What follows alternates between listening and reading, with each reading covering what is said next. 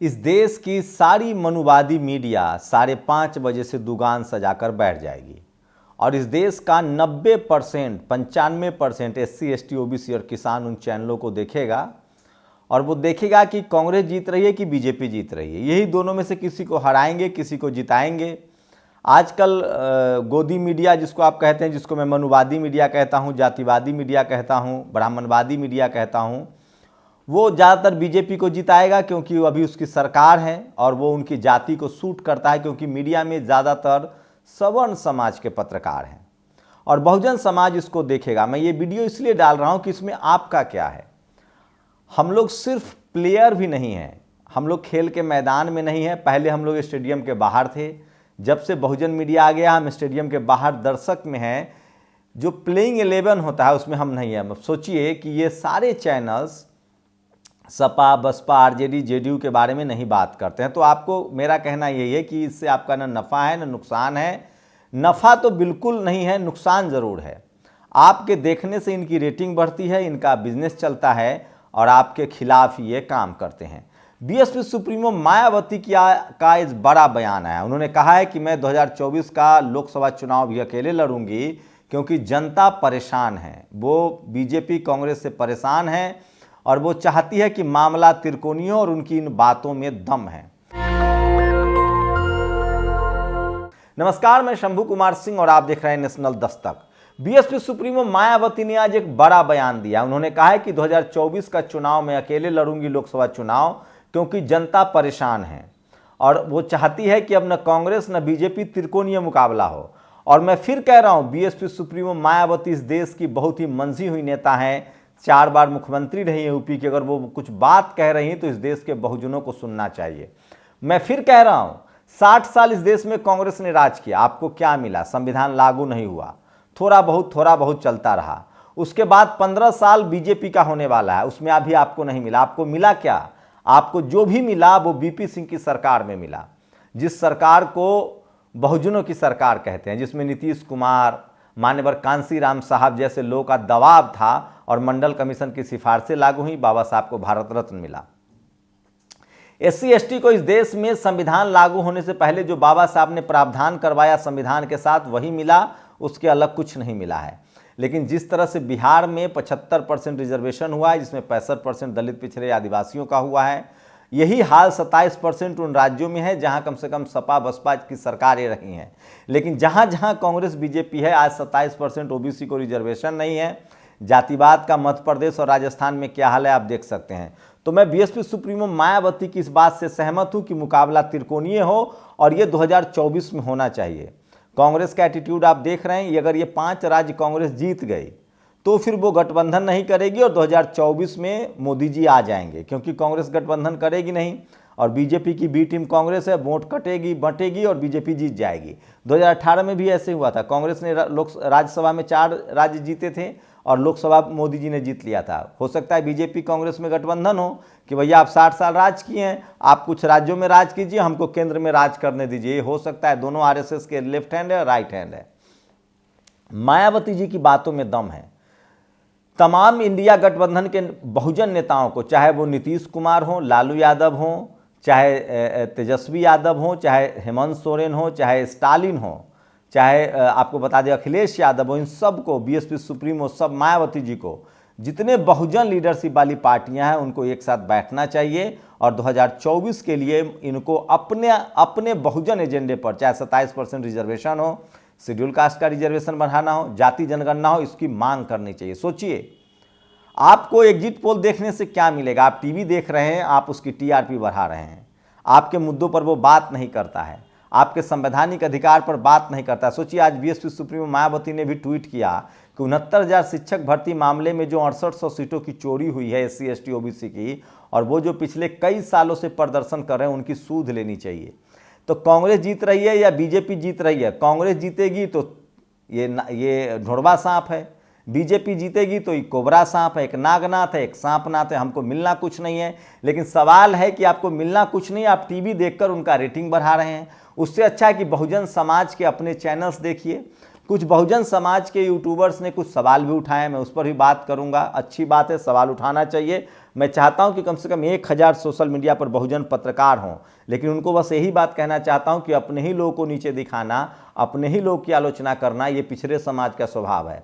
आप सवाल सत्ता से पूछिए, बीजेपी से, कांग्रेस से। रही बात शंभू कुमार सिंह कौन, हम किसी पार्टी के नहीं हैं, हम बहुजन समाज के आंदोलन को दिखाते हैं, आगे बढ़ाते हैं। रही बात बीएसपी की रैलियों को नहीं दिखाना, तो मैं कोई सपा की भी तो रैली नहीं दिखा रहा हूँ। जो सोशल मीडिया पर वीडियो उपलब्ध है मैं उसको दिखाता हूँ, मेरे पास जितना संसाधन है। मैं 5 राज्यों में कहीं नहीं गया हूँ, नहीं घुमा हूँ। मेरे कुछ रिपोर्टर्स मध्य प्रदेश में गए थे, उन्होंने बीएसपी के कैडर कार्यकर्ताओं से बात की, उनकी रिपोर्ट्स भी दिखाई है। हम लोग लगातार वीडियो के जरिए जन जागरण अभियान चला रहे हैं, बहुजन समाज को एकजुट कर रहे हैं, उनको राजनीतिक सामाजिक रूप से सचेत कर रहे हैं। हमारे पास इतना संसाधन नहीं है, न रिपोर्टर है, और एक आदमी 1 महीने के चुनाव कवरेज में 5 राज्यों में नहीं घूम सकता। ये फिजिबल नहीं है, न रहेगा बांस न बजेगी बांसुरी। ये जो ऑफिस से चैनल चल रहा है वो भी नहीं चलेगा। अब ये हमारा नेशनल दस्तक कोई रोज आपके सामने तमाम सामाजिक मुद्दों पर, संवैधानिक आधिकारिक मुद्दों पर आपके सामने वीडियो लाता है। हम लोग कोई एक सिर्फ चुनाव में रिपोर्टिंग नहीं कर रहे हैं, और चुनाव में हमारी कोशिश है कि चुनाव से ज़्यादा 10 करोड़ से ज़्यादा बहुजन समाज के लोग नेशनल दस्तक को रोज़ महीने में देखते हैं, 10 से 15 करोड़। इसलिए क्योंकि उनकी सामाजिक, अगर राजनीतिक और सामाजिक उनकी दखलंदाजी बढ़ेगी तो चुनाव में फ़ायदा भी होगा। तो मेरी ये सफाई है। बाकी आप लोग तय कीजिए कि कौन सत्ता से सवाल पूछ रहा है और कौन अपने ही लोग की आलोचना करता है। बहुजन समाज की सबसे बड़ी खासियत आप इसको कहिए, मैं इसको डिमेरिट कहता हूं कि हम अपने ही नेताओं की आलोचना करते हैं। मुझे पता है कि SC ST OBC का नेता किसी भी दल में हो वो किस परिस्थितियों से बाहर निकलता है। खैर आगे बढ़ते हैं। जो BSP सुप्रीमो मायावती ने कहा है कि मामला त्रिकोणीय होना चाहिए, ये टीवी अखबार आपको भले न दिखाए, लेकिन जिस तरह की सामाजिक जागरूकता आ रही है, आपको बता दूं कि पहले तो कि किस तरह से सोचिए कि 90 सीटें जो हैं वो आपको बता दूं कि छत्तीसगढ़ में BSP और गोंडवाना चुनाव लड़ रही है। अगर BSP 10 से 15 सीटें जीतती है तो मामला यहां त्रिकोणीय होगा, ये तय है छत्तीसगढ़ में। अब देखना है कि BSP कितने सीटें निकाल पाती है। अगर BSP ने 10 से 15 सीटें निकाली तो मामला त्रिकोणीय होगा। उम्मीद इसलिए बनती है क्योंकि उन्होंने गोंडवाना से गठबंधन किया है, और इसलिए उम्मीद बनती है। BSP का एक सिटिंग विधायक भी है। अब आपको ले चलते हैं मिजोरम की कोई चर्चा नहीं, लेकिन वहाँ 40 सीटें हैं, वो ट्राइबल वहाँ का मुख्यमंत्री होगा। बस बीजेपी को तो 20 सीटों पर कैंडिडेट भी नहीं मिले थे। तो वहाँ भी ये सच है कि वहाँ बीजेपी की सरकार गठबंधन में ही बनेगी या ट्राइबल कोई मुख्यमंत्री होगा। अब आपको ले चलते हैं छत्तीसगढ़ में भी कोई दलित या पिछड़ा ही मुख्यमंत्री होगा। अगर 15 सीटें करीब BSP जीतती है तो गोंडवाना के साथ मिलकर, तो ये तय है कि वहाँ ट्रायंगुलर मुकाबला होगा और सत्ता की चाबी BSP सुप्रीमो मायावती के पास होगी और वो 2024 में और मजबूत होंगे। मैं उनकी बातों से सहमत हूँ कि कांग्रेस BJP के साथ जाने से अच्छा है कि अपना बहुजन दलों का संगठन हो, गठबंधन हो। अगर किसी की दुकान में काम करने से अच्छा है कि उस दुकान में पार्टनरशिप किया जाए। अगर कांग्रेस के शर्तों पर गठबंधन करना BJP से कम खतरनाक नहीं है, ये है। लेकिन मुस्लिम वोटर जो है वो कांग्रेस के साथ जाती हुई दिख रही है, लेकिन वो भी ओवैसी। सोचिए, जो कांग्रेस ओवैसी को B टीम कहती है वो BJP की B टीम है। कांग्रेस जो है अगर छत्तीसगढ़ में BSP से गठबंधन करती है गोंडवाना से, तो क्या वो क्लीन स्वीप नहीं करती? लेकिन कांग्रेस चाहती है कि या तो कांग्रेस सत्ता में आए या BJP सत्ता में आए। बहुजन दल नहीं आने चाहिए क्योंकि उसका अनुभव खराब है। वो चाहता है कि अगर बहुजन दल को मौका मिल जाएगा तो हमारी हालत UP बिहार जैसी हो जाएगी। ये कांग्रेस के नेताओं की राय है। अब आपको ले चलते हैं मिजोरम में BSP चुनाव नहीं लड़ रही है, कोई रीजनल फोर्सेज चुनाव नहीं लड़ रहे। वहाँ के रीजनल फोर्सेज हैं जो ट्राइबल समाज के हैं। मणिपुर के हालात के बाद ट्राइबल एकजुट हो रहे हैं देश भर में। अब ले चलते हैं, सबसे मेन है तेलंगाना में RS परवीन ने जितनी मेहनत की है, उनको अगर 1 दर्जन सीटें आ जाती है तो वो मुख्यमंत्री के से भी बड़े दावेदार होंगे। और बहुजन समाज को RS परवीन जैसा नेता चाहिए, जो सड़कों पर रहता हो, जो ब्यूरोक्रेट्स भी रहा हो, जिसने इससे पहले काम कर रखा है। तो मेरी सबसे पहली पसंद RS परवीन है। लेकिन सवाल है कि कांग्रेस का वहाँ भी चाल देखिए, या BRS। कांग्रेस वहाँ भी नहीं चाहती है कि BSP से गठबंधन हो। BJP भले आ जाए, KCR आ जाए, लेकिन बहुजन दलों से गठबंधन नहीं करेंगे। ये कांग्रेस की हकीकत है, इसमें कोई दो मत नहीं है। यहाँ भी BJP के लिए कुछ नहीं है, छत्तीसगढ़ में भी BJP के लिए कुछ नहीं। अगर 15 सीटें आ जाती है तो BJP दूसरी बड़ी पार्टी पहली बड़ी पार्टी हो सकती है, कांग्रेस तीसरे नंबर पर जाएगी। अब आपको ले चलते हैं, मैं बता दूं राजस्थान में 200 सीटें हैं। राजस्थान में हनुमान बेनीवाल और चंद्रशेखर आजाद का कॉम्बिनेशन अगर 15 सीटों का झटका देता है कांग्रेस को, तो बीजेपी सबसे बड़ी पार्टी होगी और कांग्रेस सत्ता से बाहर होगी। और बीएसपी पिछली बार 6 सीटें जीती थी, अगर उसने अपना पिछला प्रदर्शन भी दोहरा दिया, 10 सीटें ले आई, तो सरकार नहीं बनेगी और हनुमान बेनीवाल, चंद्रशेखर आजाद और मायावती जी के हाथ में चाबी होगी सत्ता की, और न कांग्रेस न बीजेपी। लेकिन ये भी तय है कि अगर ये दल यहाँ प्रदर्शन अच्छा करते हैं तो यहाँ भी बीजेपी सबसे बड़ी पार्टी होगी, लेकिन सरकार नहीं बना पाएगी। और अगर इनके अलावा मैं आपको मध्य प्रदेश ले चलता हूँ, मध्य प्रदेश में 230 सीटें हैं, वहाँ भी कांग्रेस ने उसी तरह की बेईमानी की है। कांग्रेस चाहती तो बीएसपी के साथ गठबंधन कर सकती थी, समाजवादी पार्टी के साथ इंडिया गठबंधन था, बीएसपी नहीं थी, तो उसके साथ भी गठबंधन नहीं किया। अंतिम मौके में अखिलेश यादव ने किस तरह से गुस्सा दिखाया आप सबको पता है। 70 सीटों पर सपा, बसपा और आज़ाद समाज पार्टी अपनी ताकत दिखा रही है। अगर 15 से 20 सीटें इन लोगों ने जीत ली तो वहाँ भी मुकाबला ट्रायंगुलर होगा और बीजेपी पहली पार्टी बन सकती है, कांग्रेस तीसरे नंबर पर जाएगी। लेकिन इन सब के उलट सोचिए, मैंने राजस्थान बताया, तेलंगाना बताया, मध्य प्रदेश बताया, छत्तीसगढ़ बताया और मिजोरम बताया।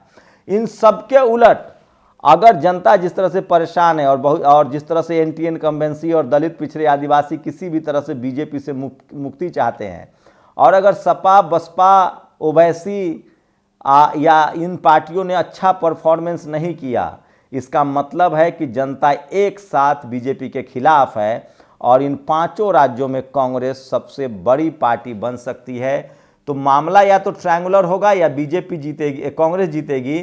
बीजेपी कहीं भी जीतते हुए दिखाई नहीं दे रही है, ये फैक्ट है। 5 राज्य में बीजेपी जीतते हुए नहीं दिखाई दे रही है। बीजेपी तभी बड़ी पार्टी बनेगी जब सपा, बसपा और चंद्रशेखर आजाद की पार्टी, हनुमान बेनीवाल की पार्टी अच्छा परफॉर्मेंस करेगी। अगर बहुजन समाज ने इनको वोट दिया तो फिर बीजेपी पहले नंबर की पार्टी हो सकती है, कांग्रेस दूसरे नंबर की पार्टी, लेकिन सत्ता की चाबी बहुजन दलों के हाथ में होगा। अब मैं फिर कह रहा हूं, जब तक बहुजन समाज के पास अपना टीवी, अखबार या सोशल मीडिया के पत्रकार नहीं आएंगे, उनके सामाजिक जागरूकता नहीं होगी, जब तक धर्म के आधार पर वोटिंग होती रहेगी, तब तक यही होगा। जितने ज़्यादा बहुजन समाज के लोग बीएसपी के रैली भी कवर कीजिए, वो बहुत ज़रूरी काम है। लेकिन सवाल है कि लोग अब रैली में कम जाते हैं, वो मोबाइल पर ज़्यादा हैं। तकनीक का इस्तेमाल कीजिए। टीवी पर बैठ के रैली कवर नहीं कर, टीवी पर बैठ के एंकर जो है वो अपने समाज के हितों की रक्षा करता है। बहुजन समाज के भी पत्रकारों को अपने सामाजिक हितों के लिए, संवैधानिक हितों के लिए बोलना चाहिए। एक जो सबसे खतरा है, अगर इन 5 राज्यों में कांग्रेस हारती है तो ओबीसी का आंदोलन फिर से ध्वस्त हो जाएगा, जाति जनगणना की मांग ध्वस्त हो जाएगी और बीजेपी राम मंदिर का मुद्दा 2024 में उठाएगी। इसलिए इन 5 राज्यों में अगर बीजेपी हारती है तो जाति जनगणना, ओबीसी का मुद्दा बना रहेगा और 2024 में फिर जाति जनगणना के नाम पर, ओबीसी के मुद्दे पर राजनीति होगी। अगर कांग्रेस, ये बात मैं पहले भी चाहता तो बोल सकता था, लेकिन मैं नहीं बोल रहा था क्योंकि मुझे लोग कांग्रेसी साबित कर देंगे। ये एक बड़ा खतरा है, लेकिन फैक्ट यही है। अगर इन 5 राज्यों में बीजेपी 2 राज्य भी जीतती है तो ओबीसी का आंदोलन खत्म हो जाएगा। ओबीसी के, मैं वोटिंग के बाद इसलिए बोल रहा हूँ, ओबीसी का आंदोलन खत्म हो जाएगा। बीजेपी ओबीसी की चिंता नहीं करेगी और जो बिहार सरकार, नीतीश कुमार जो दांव खेल रहे हैं तेजस्वी यादव, उसको भी झटका लग सकता है और बीजेपी बढ़ चढ़कर राम मंदिर का आंदोलन चलाएगी।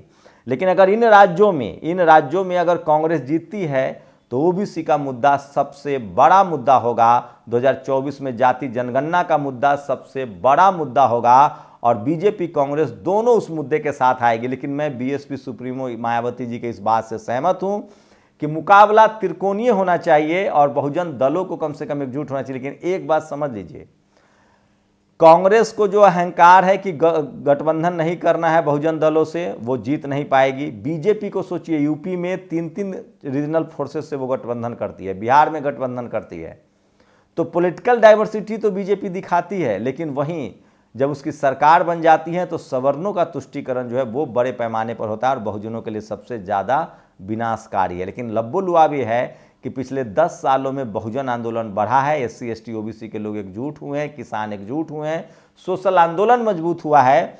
अगर 100-150 और सोशल मीडिया के बहुजन पत्रकार आ जाएं तो ये आंदोलन और तेज हो सकता है। इसके बावजूद 2024 में जाति जनगणना एक बड़ा मुद्दा होगा।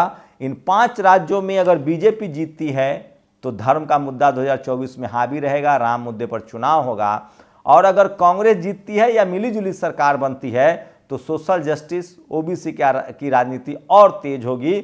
और नीतीश कुमार जिस तरह से उन्होंने जाति जनगणना के आंकड़े जारी किए हैं, जिस तरह से उन्होंने 65% रिजर्वेशन किया है, वो आंदोलन तेजी से बढ़ेगा। मैं कह रहा हूं बीजेपी के जीतने पर SC ST OBC के आंदोलन को भी नुकसान होगा। राम मंदिर धर्म का आंदोलन और तेज होगा, धर्म के आधार पर और ध्रुवीकरण होने की कोशिश होगी, मुस्लिम समाज की कठिनाइयां और बढ़ेगी, SC ST OBC के संवैधानिक अधिकार और छीने जाएंगे।